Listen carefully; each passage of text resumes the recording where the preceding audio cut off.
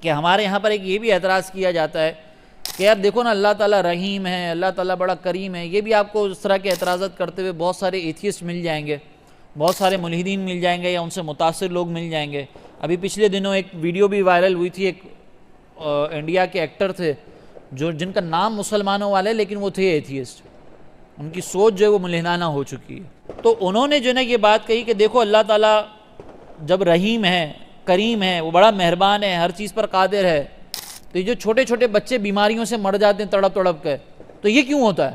بھئی اللہ تعالیٰ تو رحیم ہے نا، وہ تو قادر ہے کہ بیماری دور کر دے، کیوں تڑپاتا ہے اللہ تعالیٰ بچوں کو؟ تو ہم اس کے جواب میں پہلی بات تو یہ کہیں گے کہ اللہ تعالیٰ ان کی تڑپ سے جیسے ہم متاثر ہوتے ہیں نا، ویسے نہیں ہوتا.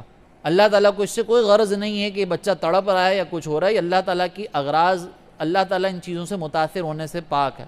پھر دوسرا، اللہ تبارک و تعالیٰ اگر رحیم و کریم ہے تو رحیم و کریم کے ساتھ ساتھ وہ حکیم بھی ہے، اس کا ہر عمل حکمت کے تحت ہے. آپ کو اور مجھے شاید اس کی حکمت ظاہری چیزوں سے نظر نہ آئے.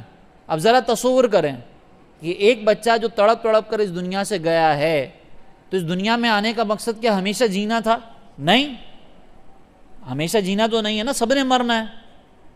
تو اصل زندگی تو یہ ہے ہی نہیں. اب اللہ تبارک و تعالیٰ کی حکمت یہ ہے کہ اگر ایک چھوٹا بچہ اس دنیا سے تڑپ کر جا رہا ہے، بیماریوں میں جا رہا ہے، تو اللہ تبارک و تعالیٰ دنیا کی اس جھنجھٹوں سے اس کو بچا کر دائمی جنت عطا کر رہا ہے بغیر کسی عمل کے. اب آپ یہ بتائیں کہ یہ رحمت ہے یا عذاب ہے؟ یہ رحمت ہے. آپ اور میں بڑے ہونے کے بعد اس بات کے مکلف ہیں کہ قدم قدم پر اپنے نفس کو سنبھالنا ہے، قدم قدم پر اپنے آپ کو گناہوں سے بچانا ہے، قدم قدم پر یہ احساس کرنا ہے کہ نہیں، یہ میرے رب کی نافرمانی نہ ہو جائے. لیکن میرے رب کا اس بچے پر کیسا کرم ہے کہ اس بچے کو بغیر کسی عمل کے اللہ تعالیٰ نے ہمیشہ کی جنت عطا کر دی. تو یہ رحمت ہے یا عذاب ہے؟ اب آپ کہیں گے کہ یار پھر بھی اتنی تکلیف کیوں؟ تو اس تکلیف کے نتیجے میں انعامات بھی تو مل رہے ہیں نا.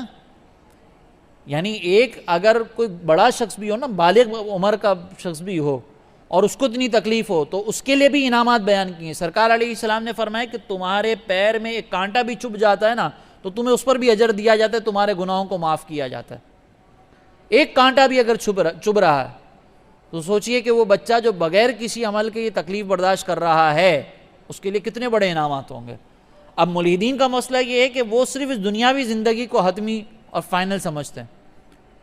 تو ان کو اگر ہم پر اعتراض کرنا ہے تو ہمارے پورے عقیدے کو لینا ہوگا کہ ہمارا پورا نظریہ کیا ہے، ہمارا پروسیس آف تھنکنگ کیا ہے، ہم کس طریقے سے چیزوں کو دیکھتے ہیں، پھر اس کی روشنی میں ہم پر اعتراض کیا جائے.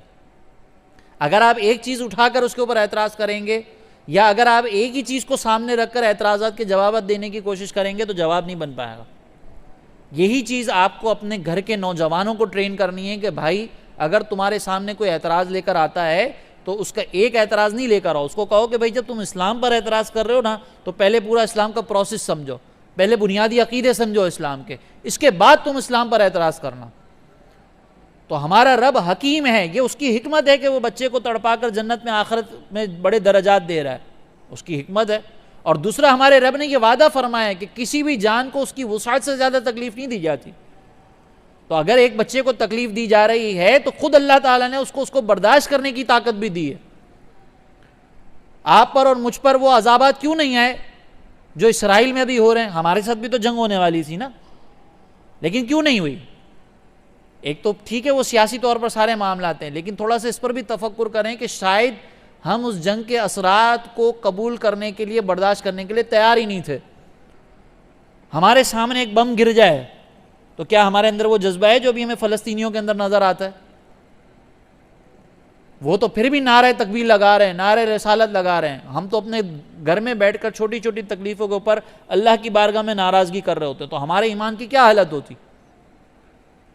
تو اللہ تعالیٰ ہر شخص کو اس کی وسعت کے مطابق، اس کی طاقت کے مطابق آزماتا ہے.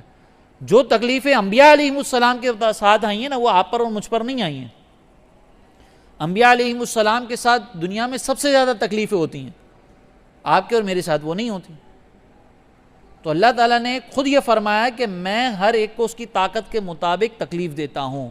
اب یہاں پر کوئی ہو سکتا ہے پوچھے کہ بھئی ایسی کیا تکلیف دی بچے کو، وہ تو مر ہی گیا. تو یہاں پر جواب یہ ہے کہ بھئی اس کی طاقت وہاں پہ ختم ہو چکی تھی، اب وہ مزید تکلیف کو برداشت نہیں کر سکتا تھا، تو اللہ تعالیٰ نے اس کی تکلیف کو اخروی راحت میں بدل دیا۔ وہ تکلیف نہیں ہے، وہ آپ کے اور میرے لیے تکلیف ہے، یہ موت تکلیف نہیں ہے، موت تو راحت تھی اس کے لیے۔ تو جب تکلیف کی ہمت برداشت کرنے کی ہمت ختم ہوئی، اللہ تعالیٰ نے اس کو کنورٹ کر دیا رحمت کے اندر، راحت کے اندر۔ تو یہ اللہ تعالیٰ کی کمال حکمت ہے۔ تو یہ ساری چیزیں آپ کے اور میرے لیے جاننا اس لیے ضروری ہے کیونکہ ہمارے یہاں پر سوشل میڈیا کے اوپر بعض اوقات اس طرح کے اعتراضات کرنے والے لوگ بھی آپ کو ملیں گے، آپ کے گھر کے بچے ان لوگوں کو دیکھ بھی رہے ہوں گے، ان سے متاثر بھی ہو رہے ہوں گے۔ ایسی بہت ساری چیزیں ہیں جو شاید آپ اور مجھے پتہ بھی نہ ہو کہ ہمارے بچے کیا دیکھ رہے ہیں۔ تو یہ ہماری ذمہ داری بنتی ہے کہ ہم اس طرح کی باتوں کی طرف توجہ کریں، ان بنیادی عقائد کو جانیں اور سمجھیں۔